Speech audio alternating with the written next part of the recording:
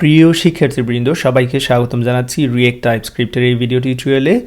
গত lecture video টিউটোরিয়ালে আমি আপনাদের অ্যারে এবং অবজেক্ট প্রপস টাইপ সম্পর্কে ধারণা দিয়েছিলাম। আশা করি সেই ভিডিওটি আপনারা দেখে নিয়েছেন। এই ভিডিও টিউটোরিয়ালে আমি ইউনিয়ন টাইপ সম্পর্কে আলোচনা করব বলেছিলাম, তবে তার আগে অ্যারে অফ অবজেক্ট টাইপ সম্পর্কে আলোচনা করতে যাচ্ছি।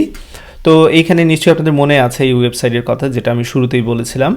এইখানে আমরা অলরেডি ইনস্টলেশন এগুলো করে নিয়েছি, সেট আপ করে নিয়েছি। দেন নেক্সটে যদি আমি ক্লিক করি, অর্থাৎ টাইপিং কম্পোনেন্ট প্রপসে, ইতিমধ্যেই আমরা স্ট্রিং টাইপ সম্পর্কে ধারণা নিয়েছি, কীভাবে স্ট্রিং টাইপ নিয়ে কাজ করতে হয়। নাম্বার নিয়ে কাজ করেছি, বুলিয়ান নিয়ে কাজ করেছি, স্ট্রিং এরে নিয়ে কাজ করেছি।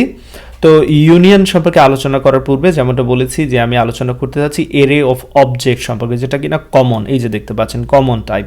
অবজেক্ট টাইপ সম্পর্কে অলরেডি আপনারা ধারণা নিয়েছেন এবং এরে সম্পর্কে নিয়েছেন, বাট এরে অফ অবজেক্ট সম্পর্কে হয়তো আমি ধারণা দিইনি, তাই এই ভিডিওতে আমি এরে অফ অবজেক্ট সম্পর্কে আলোচনা করতে যাচ্ছি। ওকে, তো আমি আপনাদের ভিজুয়াল স্টুডিও কোডে নিয়ে আসলাম। এখানে দেখতে পাচ্ছেন যে প্রজেক্টটা নিয়ে আমরা কাজ করছি এবং তার আউটপুটে এখানে রয়েছে। ওকে ফাইন, তো যে কাজটা করব আমি এখানে user.tsx এটাকে সরিয়ে দিচ্ছি, একেবারে ব্র্যান্ড নিউভাবে করতে যাচ্ছি যাতে করে সব আপনাদের আবারও রিভাইজ করা হয়ে যায়। তো আমি এখানে নিউ ফাইলে যাচ্ছি এবং এখানে যে কাজ করব user demo দিচ্ছি, demo.tsx, এবং এইখানে rfc এর মাধ্যমে বেসিক স্ট্রাকচারটি আমি তৈরি করে নিয়েছি। এবার app.tsx থেকে আমি এখানে এগুলো সরিয়ে দিচ্ছি এবং ইউজার ডেমোটাকে ব্যবহার করতে যাচ্ছি। সো ইউজার ডেমোকে আমি অ্যাক্সেস করলাম এইখান থেকে। ওকে, এবং এইখানে যে অবজেক্টটা রয়েছে সেটাও সরিয়ে দিচ্ছি। Fine, so far so good, এই অবজেক্টটাও সরিয়ে দিচ্ছি। ওকে রাইট, তো এই মুহূর্তে একেবারে বেসিক স্ট্রাকচার রয়েছে। ইউজার ডেমো নামে একটি কম্পোনেন্ট তৈরি করেছি, সেই কম্পোনেন্টকে আমরা অ্যাক্সেস করছি। তো আমরা এরে অফ অবজেক্ট নিয়ে কাজ করতে যাচ্ছি। তো এরে অফ অবজেক্ট আগে আমরা সেরকম একটি ডেমো ডাটা আমরা তৈরি করে নেব যেখানে এরে অফ অবজেক্ট থাকবে। ওকে, সো সাপোজ আমি একজন ইউজারের কথা চিন্তা করি, সেই ইউজারের আইডি থাকতে পারে, দেন সেই ইউজারের নেম থাকতে পারে। সাপোজ নেম হিসেবে এখানে দিচ্ছি আনিসুল ইসলাম, অ্যান্ড দেন সেই ইউজারের ইমেল থাকতে পারে। এখানে আমি ইমেল দিচ্ছি anisul2010@yahoo.com দিচ্ছি সাপোজ, অ্যান্ড দেন ইমেল পরে তার এজ থাকতে পারে। এখানে আমি এজ দিচ্ছি 32, অ্যান্ড চাইলে ইজ রেজিস্টার্ড সেটা নিয়েও কাজ করতে পারি। এইখানে আমরা চাইলে বুলিয়ান ভ্যালু নিয়ে কাজ করতে পারি, বাট আমি আপাতত এখানে বুলিয়ান ভ্যালু ইউজ করতে যাচ্ছি না। তো এই হচ্ছে একটি অবজেক্ট, অবজেক্টের মধ্যে কিছু প্রপার্টি রয়েছে। তো আমরা এরে অফ অবজেক্টের কথা চিন্তা করছি, আমরা হয়তো অনেক ইউজার থাকতে পারে। আমি এটাকে যদি কপি পেস্ট করে নিচের দিকে বসিয়ে দিই, তাহলে এখানে আমি জাস্ট ভ্যালুগুলো চেঞ্জ করে দিচ্ছি। আইডি 2 দিচ্ছি, এখানে রাকিবুল ইসলাম দিচ্ছি, দেন আমি জাস্ট ইমেলটা একটু চেঞ্জ করে নিচ্ছি রাকিবুল, অ্যান্ড দেন আমি এজ দিচ্ছি 33। ফাইন, তো এই যে এখানে আমার অবজেক্ট রয়েছে দুইটি অবজেক্ট, তাদেরকে যদি একটি এর মধ্যে রেখে দিই, আমি এখান থেকে এটা কেটে নিচ্ছি কনস্ট, দেন আমি এর নাম দিয়ে দিচ্ছি ইউজার্স, অ্যান্ড এই হচ্ছে আমার এর মধ্যে এবার অবজেক্টগুলোকে আমি রেখে দিচ্ছি। তাহলে এটা হচ্ছে এরে অফ অবজেক্টস অনেকগুলো অবজেক্ট আমার রয়েছে কার মধ্যে, এর মধ্যে।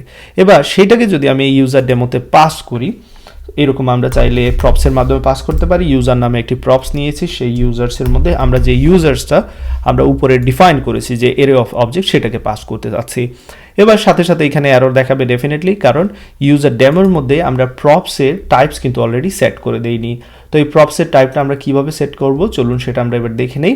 প্রথমে যে কাজটা আমার করতে হবে, আমি এখানে যদি প্রপস ডিফাইন করি ডিরেক্টলি, সো এখানে চাইলে এরকম লিখতে পারি প্রপস, অ্যান্ড দেন কোলন দিয়ে দেন একে একে সবগুলো টাইপ আমি লিখতে পারি। বাট আমরা নর্মালি কী করি, আগেই আমি বলেছি যে উপরের দিকে এখানে কি করি, একটি টাইপ তৈরি করে নিই, কাস্টম টাইপ, এবং তার নাম আমাদের ইচ্ছা মতো দিতে পারি। আমি এখানে দিচ্ছি ইউজার ডেমো প্রপস।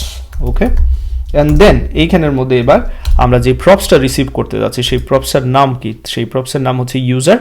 তার জন্য আমি টাইপগুলো রেডি করতে পারি। তো যখনই আমি এখানে চলে আসলাম, দেখতে পাচ্ছেন এই যে এতটুকু কিন্তু রেডি অলরেডি আমাদের জন্য। সো আমরা চাইলে এটা কপি করে জাস্ট এই জায়গায় এখানে পেস্ট করে দিতে পারি, দ্যাটস ইট। তাহলে এখানে কি হচ্ছে, ইউজার্স নামে আমরা একটি প্রপস রিসিভ করতে যাচ্ছি, তার মধ্যে কি কি রয়েছে সেটা বলে দিয়েছি। সেটি হচ্ছে একটি অবজেক্ট, ইউজার্স হচ্ছে একটি অবজেক্ট। এই যে এখানে প্রত্যেকটা ইউজার হচ্ছে একটি অবজেক্ট, এবং সেই ইউজার অবজেক্টগুলো কি একটি অবজেক্ট টাইপের এরে, কিন্তু অনেকগুলো অবজেক্ট টাইপের কি রয়েছে, এটি এরে রয়েছে। সো শেষের দিকে অবশ্যই থার্ড ব্র্যাকেট দিতে হবে। ওকে, এবার চাইলে আমরা এখানে কি করতে পারি, আমরা ইউজার ডেমো প্রপসটাকে ব্যবহার করতে পারি। তো আমরা ডিরেক্টলি কি করি, আমরা এখানে চাইলে props dot users dot ID লিখতে পারবো, বাট আমরা এখানে কি করি, ডিস্ট্রাকচারিং করে থাকি। শুধুমাত্র একটি মাত্র প্রপস আমরা ব্যবহার করছি, যেটা হচ্ছে ইউজার্স, যেটা আমরা এখান থেকে সেন্ড করেছি, এই যে ইউজার্স। ওকে, তাহলে আশা করি এখানে এরে অফ অবজেক্টের বিষয়টা বুঝতে পেরেছেন। এই যে এটা হচ্ছে আমার অবজেক্ট, এবং অনেকগুলো অবজেক্টের জন্য আমরা এখানে ব্যবহার করেছি এরে, অর্থাৎ এরে অফ অবজেক্ট, যেটা হচ্ছে কমন টাইপ। এবার চাইলে এই ডাটাগুলো আমরা কি করতে পারি, এখানে আমাদের ইচ্ছা মতো ব্যবহার করতে পারি। তো সেটা কিভাবে, নিশ্চয়ই সেটা এখানে বলে দেওয়ার আপনার দরকার নেই। আমি এখানে একটি ডিভ নিয়েছি, সেই ডিভের মধ্যে চাইলে h2 দিয়ে আমি ইউজার নেম, বাট কথা হচ্ছে আমার এখানে ইউজার্স তো অনেকগুলো ইউজার্স রয়েছে, তাই না?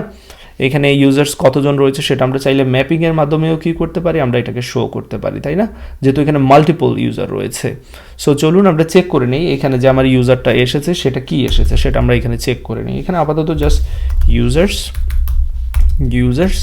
দিয়ে রাখছি, এবং এইখানের মধ্যে কনসোল লক করে ইউজার্স থেকে চেক করে নিই যে তার মধ্যে কি কি রয়েছে। ওকে, সো ইউজার্স, আমি এখানে ইন্সপেক্টে চলে যাব, অ্যান্ড দেন কনসোলে যাচ্ছি, আমি এখানে রিলোড দিচ্ছি, দেখতে পাচ্ছেন এখানে ইউজার্সটা এরে রয়েছে। সো সেই এরেটাকে আমরা চাইলে এবার ম্যাপিং করতে পারি। এইখানে আমি সেই কাজটা করছি, ইউজার্স ডট ম্যাপ, অ্যান্ড একে একে আমরা জানি একটি একটি করে ইউজার এখানে চলে আসবে। সেই ইউজার থেকে আমরা চাইলে কি করতে পারবো, আমরা রিটার্ন করে আমরা এখানে ডিভ রিটার্ন করতে পারি, এবং এই ডিভের মধ্যে ভ্যালুগুলোকে আমরা কি করতে পারবো, প্রদর্শন করতে পারবো। ওকে, তো চলুন প্রথমে যে কাজটা করি, আমি h2 এর মধ্যে ইউজারের নেমটা নেব। সো ইউজার ডট দেওয়া মাত্রই দেখতে পাচ্ছেন চলে এসেছে, সব টাইপস্ক্রিপ্টের অটোমেশনের কারণে। অ্যান্ড দেন প্যারাগ্রাফের মধ্যে নিচ্ছি user dot email, and then যে কাজটা করব পরবর্তীতে ইউজার ডট এজ এরকম নিতে পারি। সো আমরা এখানে তিনটি নিয়েছিলাম, আইডি ডিক্লেয়ার করেছিলাম, আইডিটা অবশ্যই কাজে লাগবে। প্রত্যেকটি ডিভ যখন আমরা তৈরি করছি কি হিসেবে সেই আইডিটা পাস করে দিতে পারি।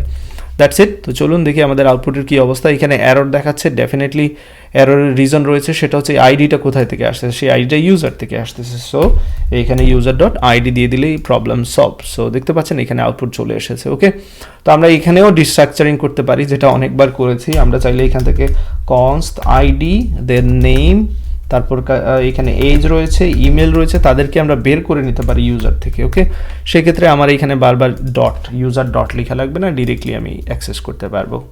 ওকে, সো আশা করি এরে অফ অবজেক্ট নিয়ে কীভাবে কাজ করতে হয় সেটা এখান থেকে বুঝতে পেরেছেন। এবার চলুন ইউনিয়ন টাইপ